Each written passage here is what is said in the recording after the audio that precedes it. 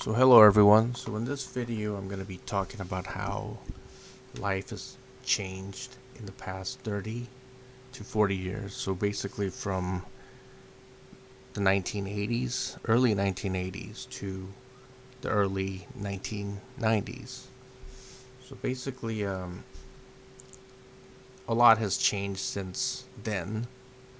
Like for example, shopping, the way people shop was very different in the past. Because in the past, the way people shopped was through department stores, malls, shopping centers, and people would also order things by mail through catalogs, and Sears was known for that. Sears started their business with catalogs back in the late 19th century and early 20th century when the railroads were being developed back in the 1880s. That's when they started their business, and it was through catalogs. And back in the so after World War II, the government, the U.S. government, was doing a lot of infrastructure projects, like building highways and stuff, freeways and highways, because of Eisenhower. Because when Eisenhower became president, he got this idea from the Autobahn, because he was a general fighting in Europe, and he contributed greatly in defeating the Nazis back in World War II. And he saw the Autobahn firsthand, so he got the idea of creating like freeways, like doing these massive infrastructure projects. And as a result, you had the growth of the suburbs, department stores, malls, and shopping centers in like the suburbs. So that kind of infrastructure was built up in the 1950s, 60s, and 70s, and it continued to be in use from the 1950s or late 1940s to all the way up to maybe the present. But today people don't really shop that much in brick and mortar stores, nor do they go to malls that often. So people don't shop in malls that much.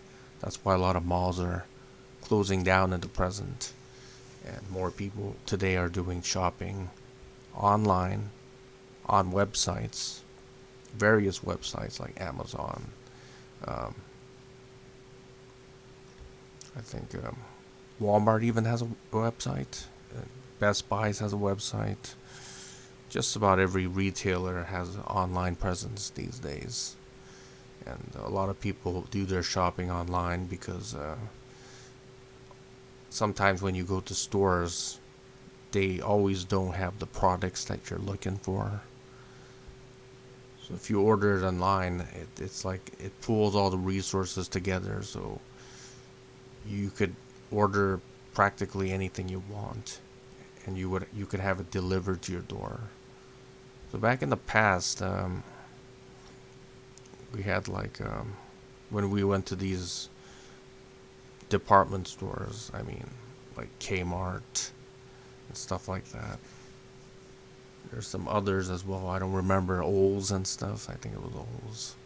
Builders Emporiums, and Builders Emporiums was kind of like equivalent to Home Depot today. Even Home Depot has a website. So we would have to drive to the store and buy what we needed or wanted. Pretty much. That's how it was back then. And the tool that was required for that was an automobile. You needed a car to get around, right? You needed a car to drive to these places, like shopping centers and stuff like that. And another way people did shopping was through a mail order. So you would get this information from magazines. So if you were interested in like video games or something, then you would subscribe to a video game magazine, or you would go to a supermarket and they would have various magazines you could get. And if you were interested in it, you could order a subscription for like PC Magazine, and it was quite cheap to get the subscription. It was much cheaper than buying individual magazines. So that was a thing back then. So, and then you could order stuff through the magazines. They have like catalogs in there. That's how we got to know about new products and stuff like that. And that was through basically magazines, newspapers. We would read newspapers, magazines, and see advertisements in there for new products. Because we didn't have the internet back then. So we still have malls and shopping centers today, brick and mortar, but that has been diminishing for the past maybe 10 years, and really diminishing right now. Those places are not doing very well, and most of the people shop online because it's convenient, and it's also cheaper to shop online because online places don't have a lot of overhead. They don't have to have a storefront. They don't have to hire as many employees. They just have a warehouse and they just stock it up, and it's a lot more efficient having a warehouse and a website than having a store, basically. And websites don't cost that much to host compared to renting out retail space. I'm sorry. So basically, that's what's changed. More shopping online and less on shopping centers. So the vehicle that is used to, or tool that is used in the 21st century to do shopping is the computer and the smartphone, basically. Computers and smartphones connected through broadband internet service, or 5G or 4G wireless internet. So that's it for shopping. So next one is electronics. So electronics, I'm talking about computers as well. So basically in the past you had single or dual purpose electronics, like you had a analog telephone and you would have an answering machine. That would be serving two purposes, right? And you would have something like a Sony Walkman, which you would use to listen to radios, and it also had a cassette player, so it was a radio and cassette player combo. And you had VHSs. VHS would only play VHS tapes or movies, VHS movies or videos. And you had camcorders, and camcorders would basically use something like a VHS tape or some smaller type of tape, and you would just put that into the camcorder and you could record with it. And basically it could also serve as a VHS if you connected your camcorder to your television. It's basically a VHS, but you could record with it, so that's kind of like a dual purpose machine. And camcorders were quite expensive back in the 1980s. They cost anywhere from $1,000 to maybe $3,000 for a really good one, and that's back in 1980s dollars. So in today's money, it'd be probably equivalent to like $3,000 or $9,000, which was quite a lot of money. $1,000 was a lot back then. And you had tape recorders you would use to record stuff, record your voice, of course. And people would use this when they go to lectures and stuff, to tape record lectures instead of taking notes. It's definitely a lot easier. They had different types of tape recorders. They had regular tape cassettes, and they had mini tape cassettes as well. And computers were pretty much computers and video games were quite limited back then because they didn't have a large amount of RAM, processing power, and storage space.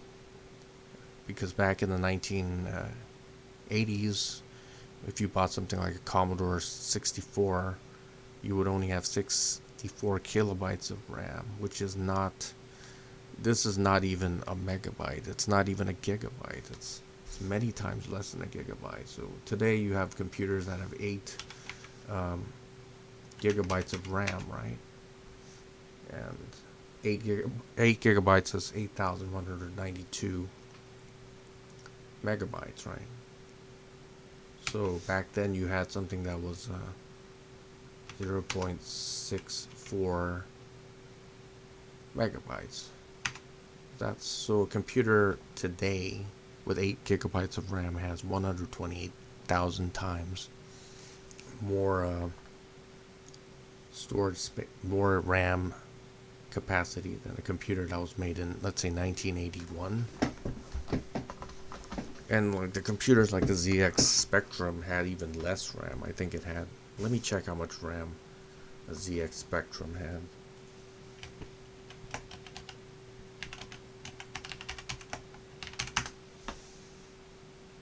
A ZX Spectrum had about 16 kbytes of RAM, which is 4 times less than a Commodore 64.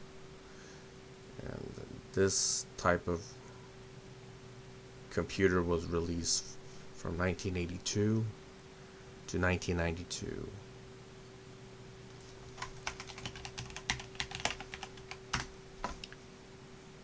And a Commodore 64 came out at about the same time, but it had more RAM, definitely. And yes, computers definitely, even back then, had could function as really multi-purpose machines, because you could do a lot more with computers. You could basically use it as a word processor. You could use it as so it would replace a typewriter, an electric typewriter. If you had a printer, it could function as that. It could, if you had a modem, you could connect to BBS servers. It's called Bulletin Board Service, and this was kind of like an early internet thing, but it wasn't really internet. You just connected to a server, and then other people will connect to the server, and you could post stuff on a BBS server, and you could download stuff as well. But the download speed was, of course, very, very slow, because it was a 300 baud or 1200 baud modem, which was not very fast. So that was how we would use computers back then. And computers, like I said, couldn't do a lot of things. Like compared to the computers that we have now, we could do a lot more with computers now. We could shop on the internet, on websites. We could stream videos. We could send email. You know, we could send instant messages. We could listen to music, kind of like a podcasting, or so basically a podcast is a modern version of a radio, right? So you could hear the voice of someone talking, and or music or whatever, and that's kind of like replaced radios. And your smartphone also has a camcorder in it. You could record stuff. It has a digital video camera in it. So people don't use digital camcorders anymore, or digital cameras. They just simply use their smartphones to do that, and the cameras on these smartphones are pretty high quality. You know, even back about 10 years ago, people were using I think they were using digital video recorders, and they had digital cameras as well. So, yeah, I had several digital cameras back then as well. So, I don't use them anymore unless I'm recording. I need a mount for a camera or something. Then I would use a digital video camera. Other than that, I would just use a smartphone to pretty much take pictures and videos because it's so much more convenient. So we don't have tape recorders anymore because your smartphone or computer could function as a tape recorder. You could record stuff. Like right now, I'm recording voice on my Windows 10 based computer, and I'm not using a tape recorder. So you could do the same thing on a smartphone. A smartphone has an app which enables you to record sound, which is like a video, which is like a sound tape recorder. And back then we also had stuff like vinyl record players. Excuse me. We don't have. People still do have vinyl record players. We had CD players. We had CD Walkman. Well, if you want to listen to CD music, most computers have optical drives. So an optical drive would function as it could function as a multi-purpose thing. You could listen to CD music from back in the 1990s or 2000s. You could put a music CD in there and listen to it, and you don't need a CD player to do that. And you could also put in a DVD movie, and you could play that through your computer. If you have a 5 1/4 inch optical drive. And there's software that enables you to play DVD movies and run various types of media files through a optical disc or whatever. So basically, we don't have that, but people still do use radios. They have radios in their car. They listen to music through the radios, and that hasn't changed very much from the past. And we don't use analog phones anymore. Well, most people don't, because I had an analog phone service, and I recently disconnected it about 2 years ago, and I was paying over $100 a month for this analog telephone service. But back in the day, back in the 1980s and even in the early 2000s, it was pretty cheap. Analog telephone service was maybe $10 or $20 a month. It was not very expensive. So the reason why the price of that went up was because less people were using it, and now more people are using their cell phones to make calls and stuff like that. And basically, we also have something called voice over IP phones, which is a phone that is connected to connected through the internet, through your router, basically. And the router is connected, of course, to your cable modem or DSL modem. And that's a broadband. That uses broadband internet, basically. So a lot of things have been replaced with computers. So people really don't use DVD players that much.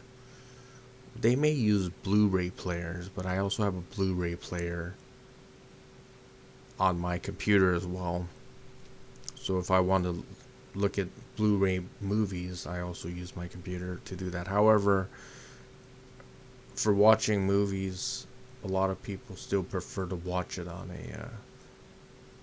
a large screen, like a 52-inch, anywhere from 32-inch to 52-inch screen, right?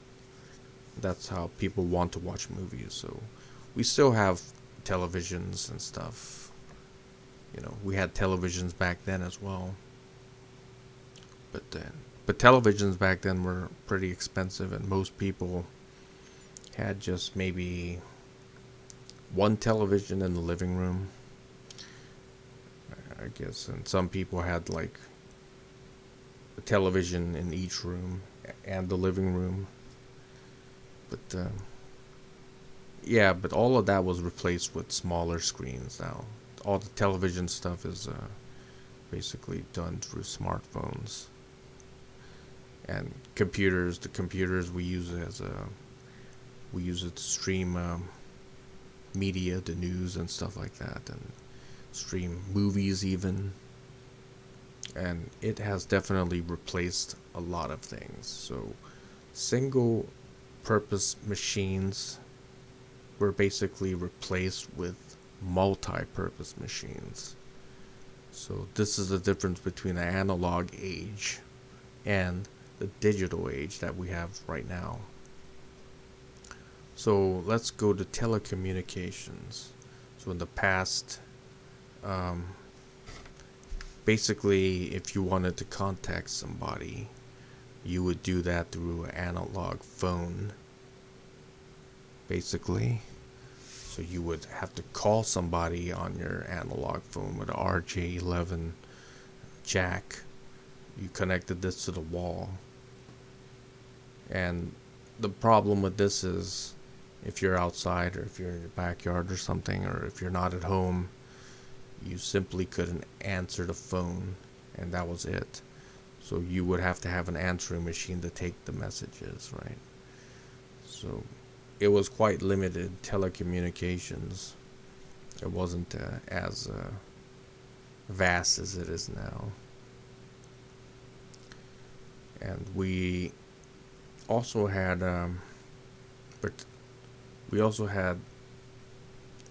television broadcasts, so that's another type of telecommunication.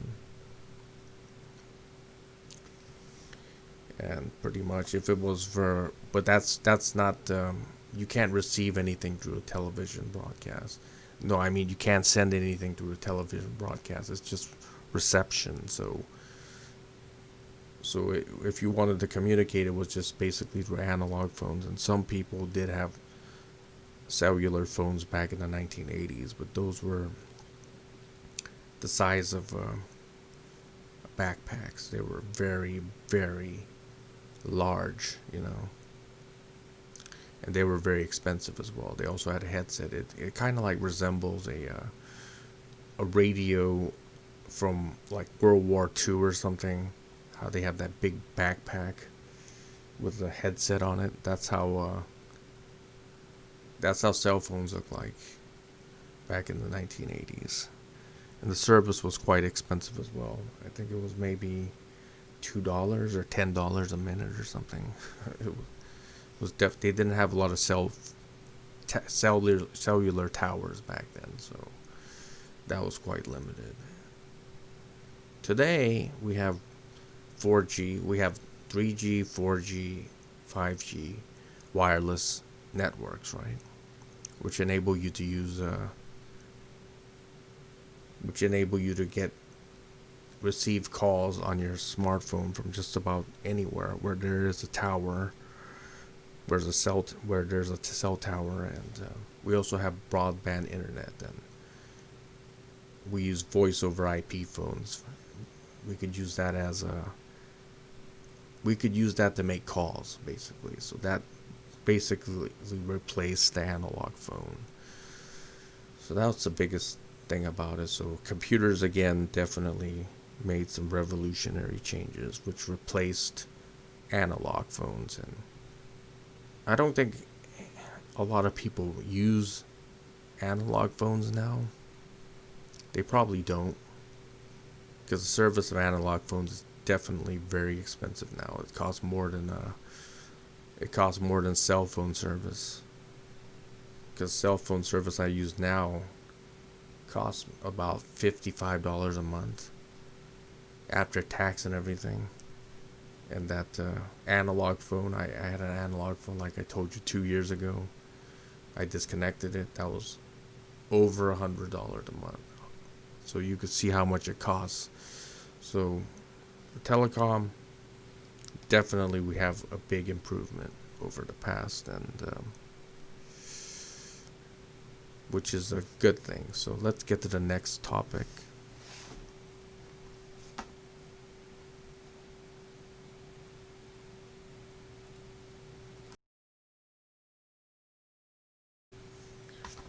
next one is media and adverts. So back in the past, media was largely done through radio broadcasts, television broadcasts, and we also had cable television, but only if you had the infrastructure in the area, then you would have cable television. We had catalogs, magazines, and newspaper or print media, of course. So radios basically, well, everyone had a radio back in the 1980s. We had radios in our cars. We would have radios in our homes, and we would listen to radios. Basically, if you had a home stereo system, that had a big radio in it as well. With a, it also had a vinyl record player. It had a tape player, and if you went into the mid late 1980s, it would have a CD player as well for listening to audio, and it would have a mixer and everything. So yeah, people had radios in their houses. A lot of people, a home stereo system, and those things were quite expensive, but a lot of people had them back then. In the US, that is. So, and we also had television sets, and television sets were quite limited due to the channels that were available in the broadcast. So you had anywhere from maybe 7 to 13 channels back in the 1980s. Depending on the area that you lived in. Some areas had more, some areas had less. So anywhere from maybe 7 to 30 television channels, maybe 20 even. And for cable television, this was something that you had to pay for every month. So there really weren't a lot of advertisements on cable TV because you were paying for it out of pocket. This cost anywhere from maybe $15 to $25 a month back then. When it first came out, it was very cheap. It was nice also because you had so many channels, so many more channels. So a cable TV would have anywhere from I think maybe 40 to 50 channels, I think. And you also had pay-per-view channels as well, or pay channels like HBO, Cinemax, Showtime, TMC. It's called the movie channel. The movie channel came out later in the 1990s, but it was HBO, Cinemax, and Showtime. You could order that, and you would pay a couple of dollars more, and you could get these pay movie channels. So these movie channels played kind of like the movies that came out in the theaters a year ago or 2 years ago or something. So those movies weren't in the theaters, but they weren't really on television either. So you could watch those without any advertisements, which was pretty good. But there was a lot of reruns in these channels as well. And same with television. We had a lot of reruns on television, and from back in the I think as far as back in the 1930s. I mean, we had television shows about the Little Rascals. Let me check that. Let me see how old that is.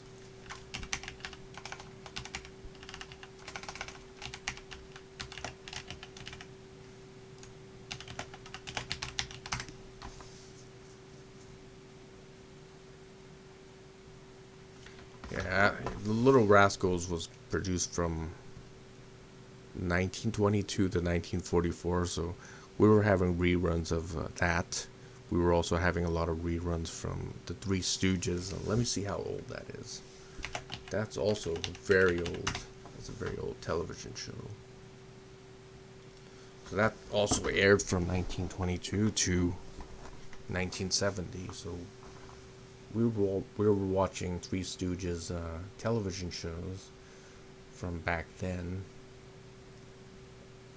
from the 20s or 30s and 1940s, and you would know that some of these shows were from 1930s by the type of content that was on it. Like Three Stooges would have a parody show about showing like the Axis powers, like they would make fun of them or something, and I guess that would probably be that would have been made in the late 1930s or 1940s. And we would also have stuff that would be more reminiscent of like the 1920s or something, like the Roaring Twenties. And they had various themes basically, and a lot of reruns basically. And there was a lot of reruns from the 1970s too, like television shows like Jefferson and stuff like that. And as for television, there was a lot of advertisements on television. So many because basically television broadcasts were financed through television advertisements. That's how they raised their money. So we were bombarded with all types of advertisements, like advertisements for cereals, advertisements for if we're watching kid shows, then there'd be a lot of advertisements for stuff like Frosted Flakes, Lucky Charms, and Cocoa Puffs, and all these children's type of sugary cereals and stuff like that, and toys and everything. Depending on who the target audience was, the adverts would be different. So if you were watching something like a soap opera in the daytime, then I guess you would have a lot more advertisements on soap, dish soap and stuff like that, detergent commercials and stuff, and basically stuff in that order. And if a television show was about, let's say, electronics or something, then you would have more advertisements on electronic stuff, right? Like televisions and radios and home stereo systems and tape players and VHS players and stuff like that. So that's how it was back then. And as for catalogs and magazines, for catalogs, we would get these when we went shopping in like big department stores like Sears or JCPenney, Kmart, and stuff like that. And we could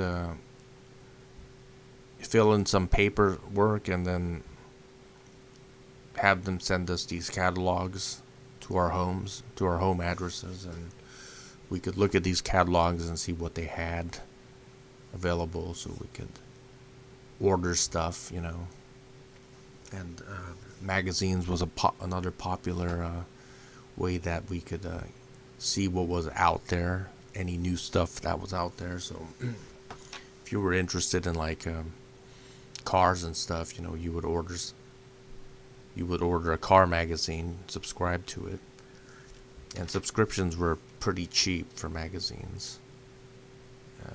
It cost a lot less than buying the whole magazine at, let's say, a supermarket or something, or some department store. So they had magazine stands in all kinds of places. Like they would have magazine stands in supermarkets. Everyone went to supermarket, so they would have magazine stands in. I don't know about the mall. I don't think so, but they did have magazine stands in like Kmart and stuff like that. And Kmart was kind of like the Walmart of today or something. Yeah, we could get magazines from there. Magazines had a lot of advertisements in there as well, so we would get a lot of stuff from there. So if you were interested in like perfume, they also had women's magazines as well for apparel and stuff like that. And they had computer magazines. And if you were interested in computers, you would get one of these magazines, and they had all kinds of stuff in there that you could order. And the magazine itself was a catalog, basically. So you could order different types of floppy disk drives. You could order different types of parts for your computer. And if you were interested in video games, they would have video game magazines, and they would have all types of adverts for video games and people writing reviews about them. And that was a way that stuff like that was promoted back in the day. And newspapers also. Newspapers had a lot of classified. They had a classified section, and you could basically use that to find jobs. They had classified for jobs. People were selling stuff in the classified, like they were selling used stuff, kind of like how eBay is a website that people use to sell used anything, basically, or sometimes even new stuff even. But these classifieds were pretty much free. You didn't have to pay for it unless you wanted to add additional print to it. Then you would have to pay some money for it, but it wasn't a lot. You didn't have to pay any type of commission for it. And then you would put a classified, you would call the number, and then you would place a classified ad, basically, and it'd show up on a newspaper. And that was a way of. And newspapers were a good source of advertisement too. They had all kinds of advertisements in there. But it also provided the news, so that's how we got media back in the 1980s to the 1990s. And today we have mostly websites, and websites pretty much replaced magazines and newspapers, because on websites you can get the news instantly, right? You don't have to wait so long to get it. And we also use websites to order stuff, right? Websites, there's a lot of advertisements on websites as well, kind of like how there were a lot of advertisements on television shows, on television broadcasts, and radio broadcasts. Even cable television had some adverts as well.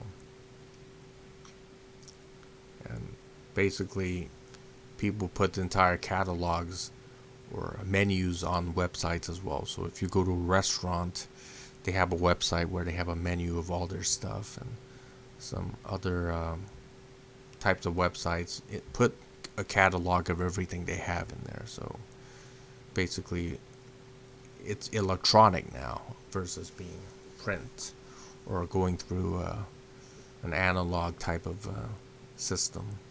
So it's going through a digital process. So we have HD TV now,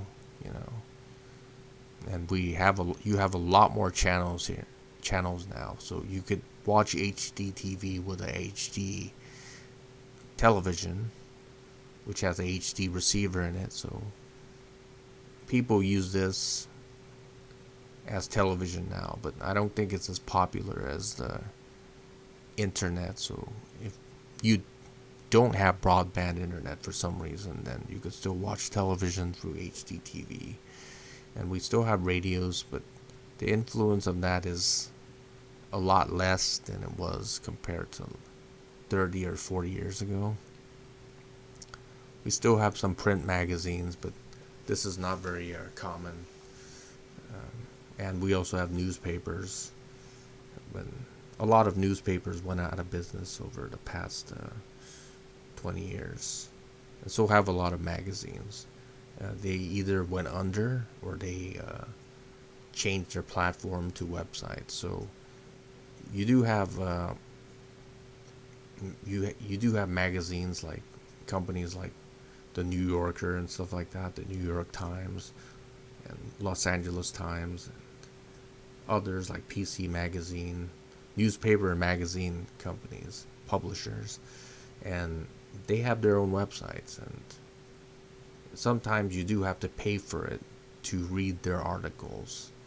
You do have to sign up for a subscription, and you would pay like a monthly fee, like how you did with the print media, and that's how they're financed. So obviously, because adverts don't generate enough revenue most of the time, from my experience, they don't.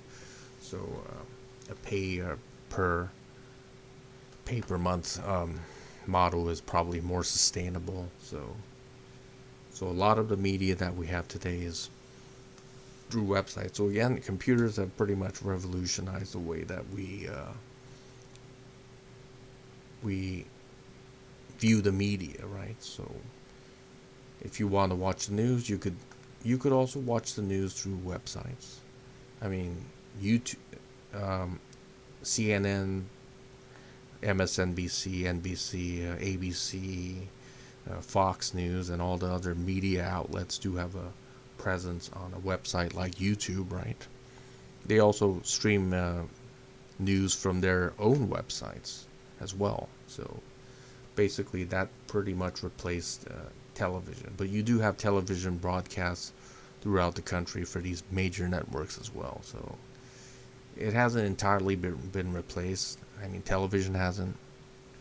However, the influence of television is a lot less. Television and newspaper and magazines is a lot less than it was compared to 30 to 40 years ago. But they do exist, but their presence is not as great. So now let's get to work. So in the past, you basically had more stability, job stability, but you didn't need to have a lot of education or skills to get jobs back in the day.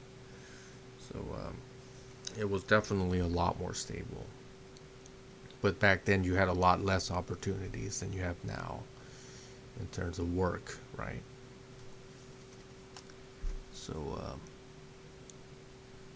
they didn't have back in the past, they didn't have like computer programming wasn't really a thing.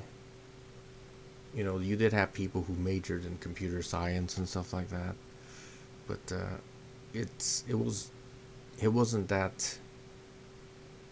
Computers weren't a big part of your life back in the past like it is now, you know. And you basically had a lot more work, which was like required like a lot of hands and stuff like that. And nowadays a lot of stuff is like automated through algorithms and automated tasks, right?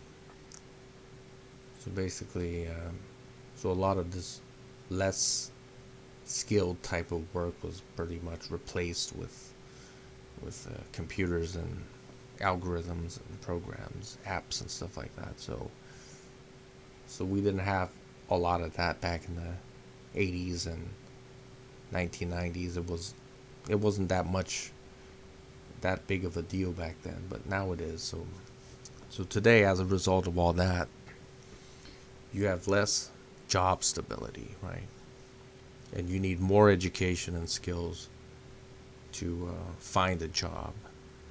And but there are definitely more opportunities to do many different things today than compared to 30 to 40 years ago, right? So anyone could make their own website and sell whatever they want, basically, on it. And they could use platforms like eBay, Amazon, and there's many others, Wix even, to sell whatever they want. So they could make the stuff, sell it on a platform, or they could buy stuff for really cheap from, let's say, another country like China or something. They could have a manufacturer make it, buy it at a very low price, like a discounted rate, wholesale price, and then have it shipped here and put it on their platform and sell it. So the way you do business and work is basically different. compared to the past, and people were making money from like app-based stuff like Uber, Lyft, Grubhub, and other things, other platforms, which they use their smartphone to do. And they didn't have stuff like that back in the 1980s or 1990s. In addition to that, you have stuff like YouTube and stuff like that. People make a lot of people have a presence on social media like YouTube, Facebook, and Twitter.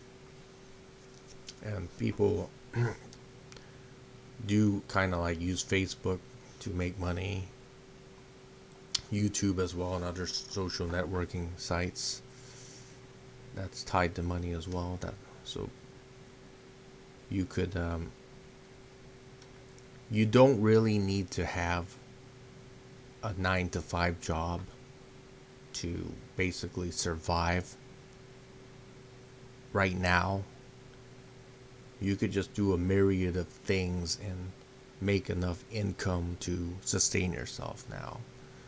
And there's no limit to this. If you have the will to learn new things and the drive, then you could basically survive on that. But there's no stability in any of that. So obviously these platforms could change their policy at any time, and that could create a problem. That could create problems for people that depend on these platforms to make a living. So there's no real stability in it, and that's the problem. That's the kind of issues that you have today. So you could do more things, but there's no type of guarantee or anything. So, but you do have to know a lot more to do these things, basically. So if you wanted to get a really good job, then you need to be very well educated, and you need to have a lot of skills. So that's the thing about today. So even if you wanted to find like a job that didn't require a college degree back in the 1980s or 1990s, or even in the early 2000s, they require you to have a college degree now in order to find that job. Kind of like a filing clerk. I don't know why you would need a college degree for that.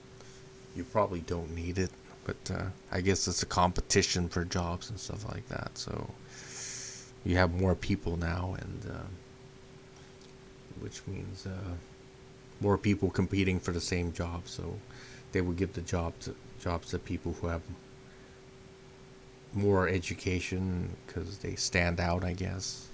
So yeah, that's the difference between back then and now. Because back then, if you couldn't find meaningful employment for whatever reason, then there really wasn't anything for you to do, you know. So you were pretty much locked in a box. But because when you had back in the day, you had television. The only way you could have a media presence back in the 1980s and 1990s was through a television or a radio broadcast, or you could get some kind of you could be heard about from magazines and newspapers, and that's the only way people could be heard, you know, and seen by the public. So nowadays you don't need that, right? You could just use something like Facebook or YouTube to get some kind of wide scale exposure, or a worldwide exposure, so anybody in the world could see what you put out there, you know, on these social media websites. And you don't need millions of dollars to make a television broadcast to do that. Now, of course, radio broadcast stations also cost a lot of money to make, because you need to get the licenses to do that, and it's quite expensive. And the internet has pretty much democratized that aspect of our lives. So you do have to constantly learn new things now to stay ahead of the game and to find more opportunities for yourself. But that's the difference between the past and the present. Okay, anyways, thanks for watching my Ace 1000KS 1975 signing out.